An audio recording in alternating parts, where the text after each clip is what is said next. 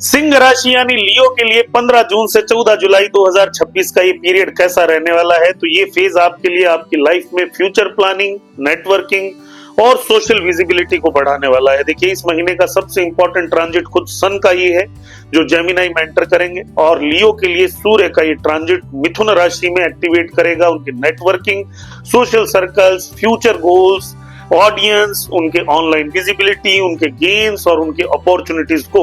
इसका मतलब क्या है कि 15 जून से 14 जुलाई तक आपका पूरा फोकस होगा कि मैं अब अपनी लाइफ को बिगर लेवल पे कैसे लेके जाऊं, इसको कैसे बड़ा बनाऊं। साथ ही साथ गुरु कर्क राशि में ऑलरेडी एक्सॉल्टेड हैं, शुक्र आपकी ही राशि यानी सिंह राशि में ट्रांजिट कर रहे हैं, मर्क्यूरी कर्क राशि में 29 जून से रेट्रोग्रेड होंगे और मार्स 21 जून को ट्रांजिट करेंगे टॉरस में।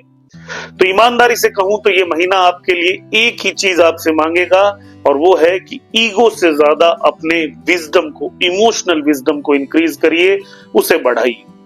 देखिए, आपकी पर्सनैलिटी इस महीने बहुत अट्रैक्टिव रहने वाली है, मैग्नेटिक रहने वाली, लोग आपकी तरफ अट्रैक्ट होंगे, आप कॉन्फिडेंट फील करेंगे, सोशली लोग आपको रिकॉग्नाइज करेंगे, नोटिस करेंगे और आपको लगेगा कि अब मुझे स्पॉटलाइट में रहना है।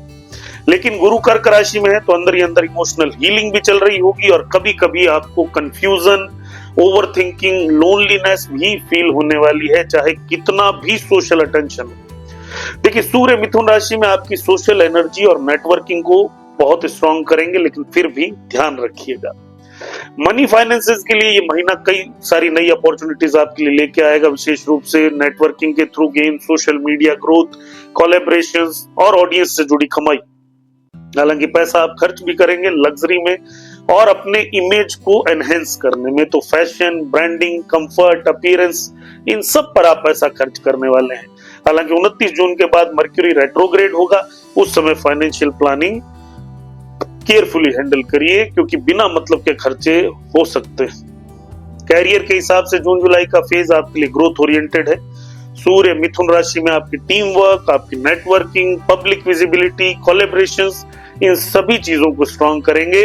और अगर आप leadership, content creation, business, astrology, public relations, administration, इन सब चीजों से जुड़े हैं तो आपको अच्छा इंक्रीज देखने को मिलेगा। हालांकि कैरियर में प्रेशर भी इंक्रीज होगा, बॉस या अथॉरिटी फिगर्स के साथ आपके ईगो क्लैशेस भी इस महीने होते हुए दिखेंगे।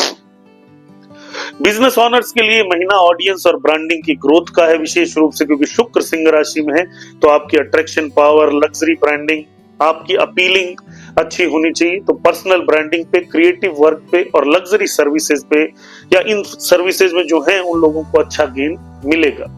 मर्क्यूरी रेट्रोग्रेशन के समय पार्टनरशिप में आपस में ध्यान रखिएगा। लव लाइफ एक्साइटिंग और पैशनेट रहेगी, रोमांटिक अटेंशन, अट्रैक्शन बढ़ेगा, कहीं ना कहीं कोई ना कोई आपका पार्टनर आपको अटेंशन देगा, रोमांटिक प्रपोजल आ सकते हैं, लेकिन इशू होगा आपस में ईगो का टकराव।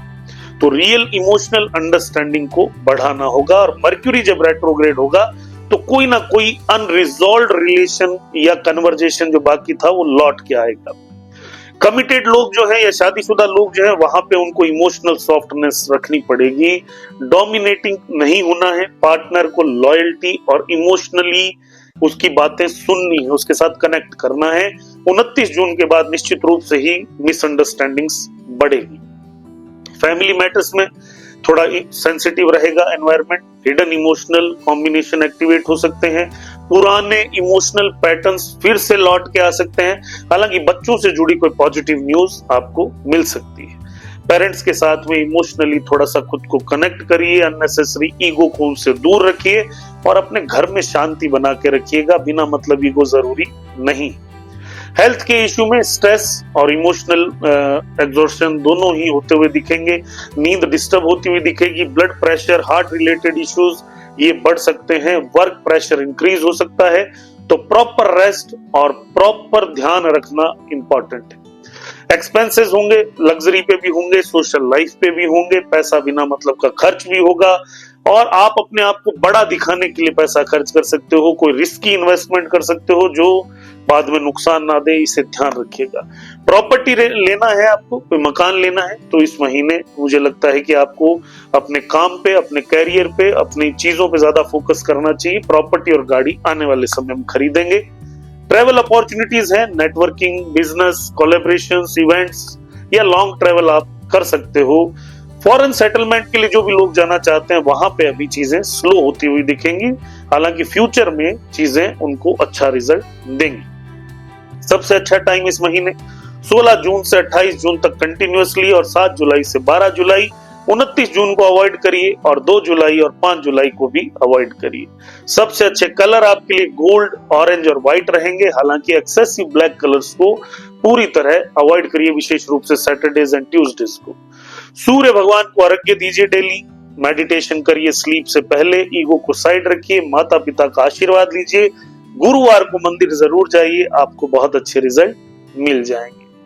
फाइनल मैसेज मेरा क्या है कि अपने आप को इस फेज में 15 जून से 14 जुलाई तक सोशली विजिबल रखिए, हालांकि इमोशनली और प्रोफेशनली प्रॉपरली आगे बढ़ना है।